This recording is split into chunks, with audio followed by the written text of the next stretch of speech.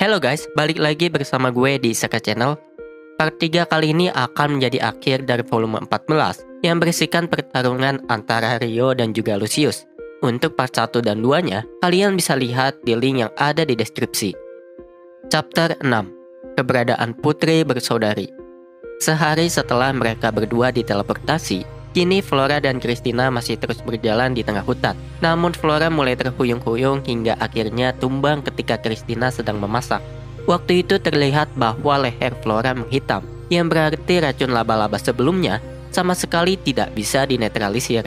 Karena Flora yang terkapar kini hanya bisa meringkuk di dalam selimut, maka Christina pun akan menggendong Flora hingga berhasil keluar dari hutan. Selama berjalan, kondisi Flora dan Christina pun semakin memburuk. Di samping Flora yang sudah tidak bisa menyahut ucapan Christina, fisik Christina pun sendiri sudah jauh melewati batasannya. Kakinya kini sudah berdarah-darah akibat dirinya membuang sepatu hak tingginya. Selain itu, Christina pun sempat terjatuh hingga menyebabkan Flora juga terjatuh. Christina sudah benar-benar kehilangan harapan. Di samping kelelahan fisik dan mentalnya, Christina pun tidak akan pernah bisa mempertahankan diri apabila ada monster atau hewan buas menyerang.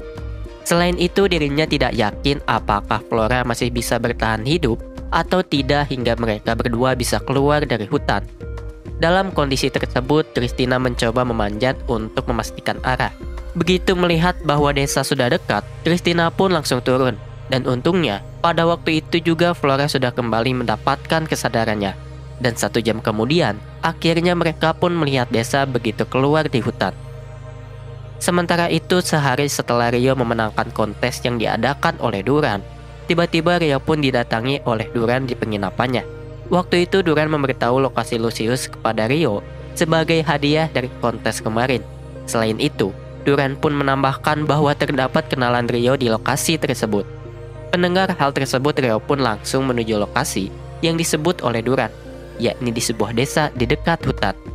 Begitu Rio menghilang, Duran pun memasuki kamar sebelah Rio yang ternyata ditempati oleh Lucius. Duran melapor bahwa dirinya sudah memberi pesan kepada Rio sesuai perjanjiannya dengan Lucius. Lucius dan Duran pun memiliki perjanjian bahwa bila Duran setuju bekerja sama, maka Duran akan mendapatkan Flora atau Christina sebagai hadiah.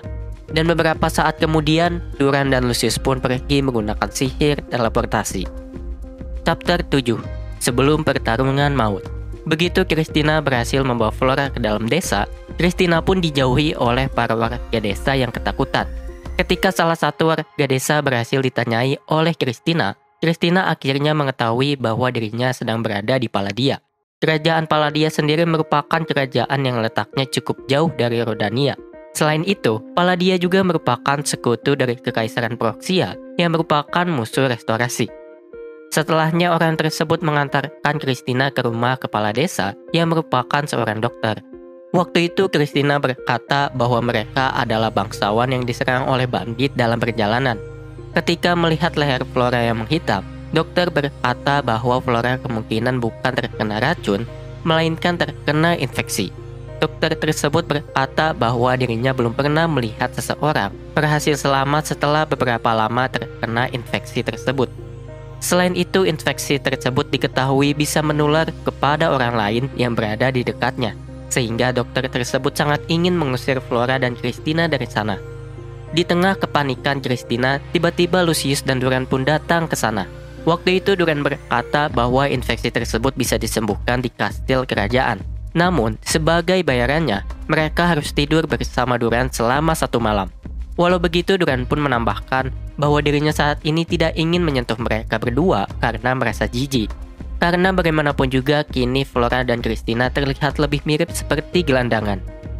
Tidak lama kemudian, tiba-tiba mereka pun dikejutkan dengan kemunculan Rio di sana. Lucius pun secara refleks menempatkan pedangnya di leher Flora ketika Rio terlihat marah. Dan karena Lucius sudah mempersiapkan arena pertarungan, maka Lucius pun meminta mereka pindah terlebih dahulu. Sembari mengarahkan pedangnya pada Christina, Lucius pun memerintahkan Christina dan Flora untuk ikut ke arena sebagai sandera.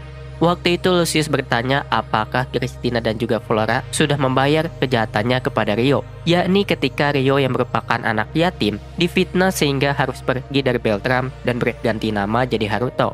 Melihat Christina dan Flora yang kebingungan, Lucius pun berkata, "Hei Tuan Putri, bukankah Rio adalah nama yang familiar?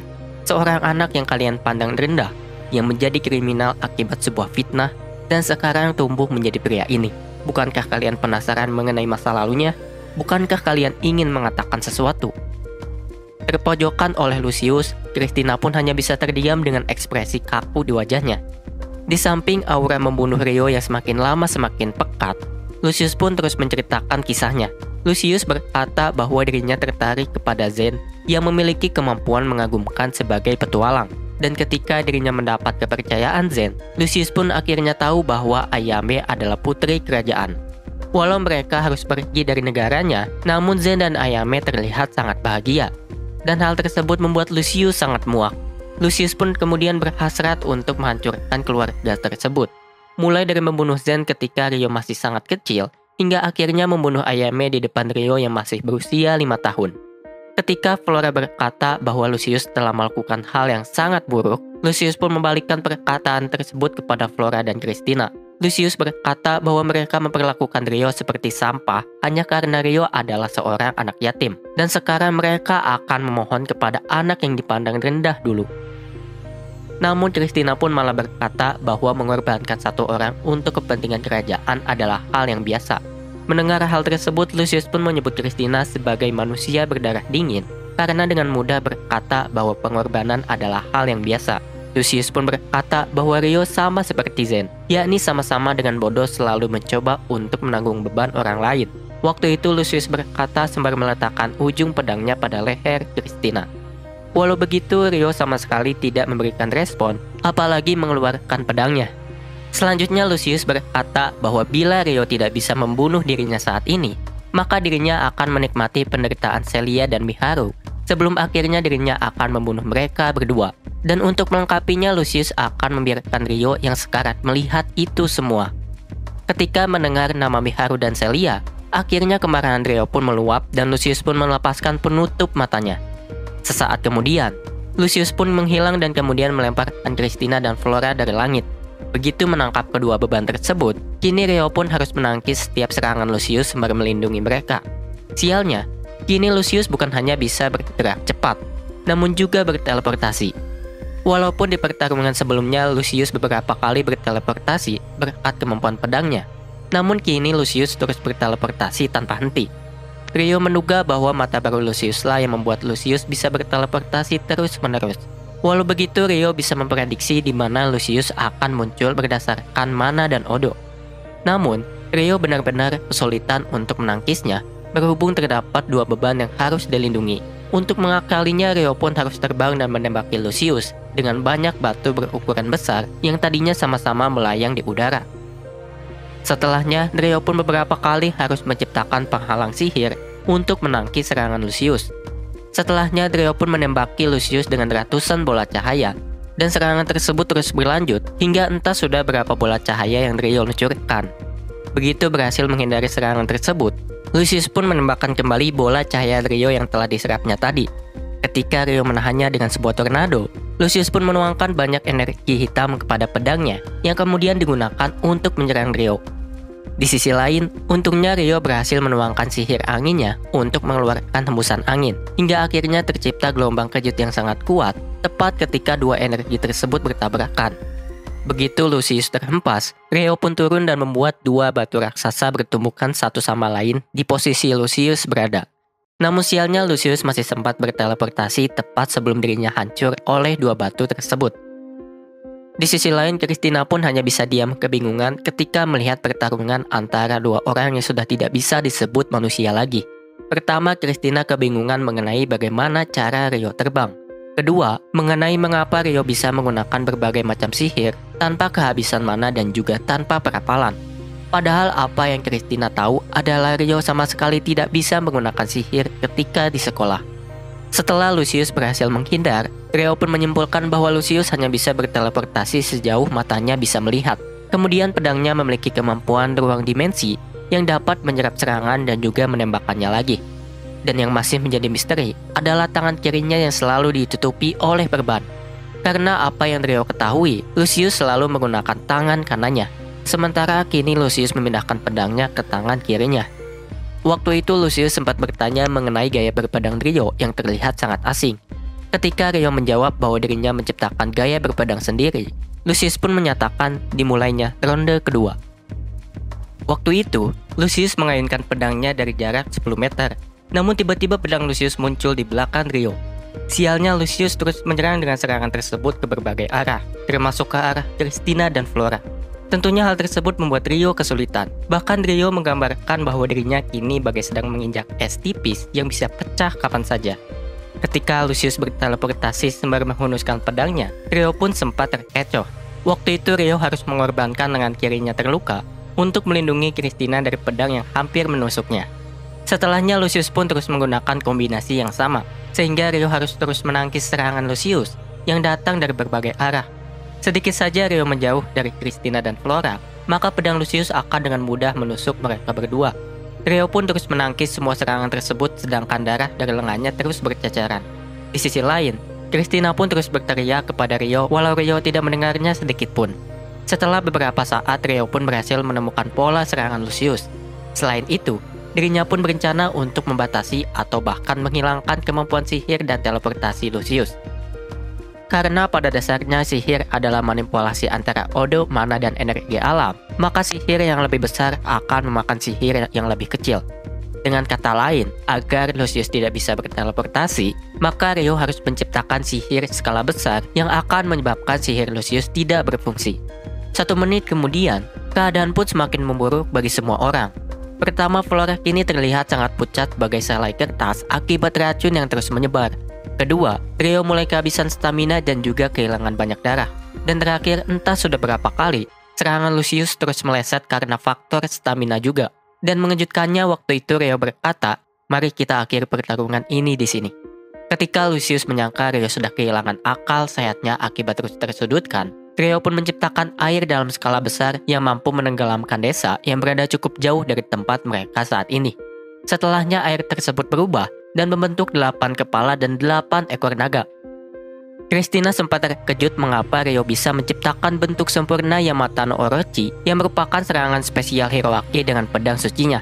Seperti yang kita tahu, Hiroaki hanya bisa mengeluarkan 7 kepala naga. Akibat sihir skala besar tersebut, sihir teleportasi Lucius pun menjadi terganggu dan seringkali tidak berfungsi. Walau secara ajaib Lucius masih bisa berteleportasi, namun dirinya terus diserang oleh Rio dan 8 kepala naga. Walaupun Rio meninggalkan 2 beban di belakang, namun mereka berdua dilindungi oleh 8 ekor naga yang diam di sana. Akibat Rio dan 2 beban dikelilingi oleh kepala dan ekor naga, maka Lucius pun tidak bisa berteleportasi karena sihirnya termakan oleh sihir Rio sesuai logika Rio sebelumnya. Lucius pun sempat terhantam oleh salah satu kepala naga, hingga Lucius terpental dengan kecepatan yang luar biasa.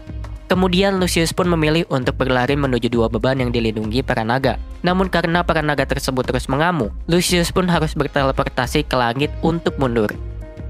Dan ketika Lucius mencoba untuk berteleportasi lagi, tiba-tiba dirinya menyadari bahwa dirinya tidak bisa berteleportasi. Alasannya sendiri karena ternyata Rio sudah berada di atasnya.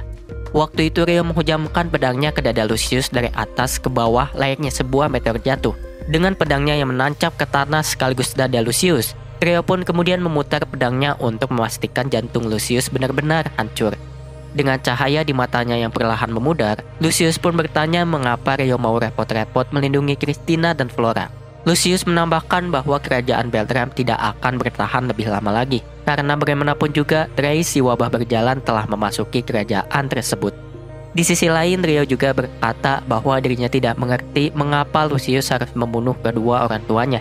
Rio pun sempat teringat dengan kenangan ibunya yang tidak akan pernah dirasakannya lagi ketika dirinya menusukkan pedangnya lebih dalam di dada Lucius. Setelahnya Lucius pun benar-benar hening tak bersuara. Lucius kini telah mati di tangan seseorang yang telah menyimpan dendam kepadanya selama 11 tahun terakhir. Rio pun kini telah berhasil menuntaskan dendamnya, namun entah mengapa dirinya tidak merasa telah menyelesaikan apapun.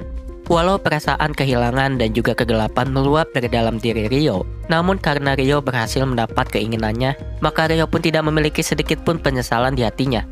Rio mengaktifkan spirit art api dari pedangnya sehingga tubuh Lucius pun mulai terbakar. Begitu api mulai menyebar, Rio pun melepas pedangnya yang tertancap di jantung Lucius.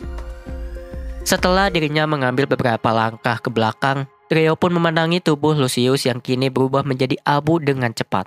Setelah melihat akhir dari orang yang dikejarnya selama 11 tahun terakhir, Rio pun melihat kedelapan naga airnya yang terdiam di langit dan kemudian mengubahnya menjadi tetesan air berukuran kecil. Dan berkat hal tersebut, terciptalah pelangi yang menutupi tempat pertarungannya dengan Lucius tadi. Sembari berjalan menjauh, Rio pun berkata, waktunya pulang ke rumah. Penutupan, pertunangan. Sementara itu di Rodania, kini Hiroaki, Rowana, dan Hyunot sedang berdiskusi. Setelah 1 minggu Christina dan Flora menghilang, ditambah dengan Vanessa yang masih belum bangun juga, Hyunot pun menyatakan ketakutannya mengenai kemungkinan restorasi akan runtuh. Dirinya takut para bangsawan akan memberontak akibat sosok paling penting di restorasi menghilang. Waktu itu Hyunot pun meminta Hiroaki untuk menjadikan Rosalie Galar sebagai istri pertama dan Rowana sebagai istri kedua. Rosalie sendiri merupakan adik perempuan Charlotte yang baru berusia 13 tahun. Hiroaki pun ragu karena usia Rosalie, karena bagaimanapun juga dirinya akan disebut kriminal bila masih berada di Jepang. Namun Hiroaki pun berkata bahwa dirinya akan menerima hal tersebut dengan satu syarat, yakni dirinya ingin Liselot menjadi istri ketiganya. Jujur aja sih ketika gue ngebacanya, gue gak terlalu peduli sama Lucius. Tapi gue lebih peduli dengan kelanjutan hubungan Rio dengan Christina dan juga Flora. Well, itu semua akan diceritakan di volume selanjutnya. Sekian cerita dan ringkasan di volume 14 Reigen Shoki. Terima kasih bagi para penonton dan pendengar dimanapun kalian berada. Sampai jumpa di volume selanjutnya.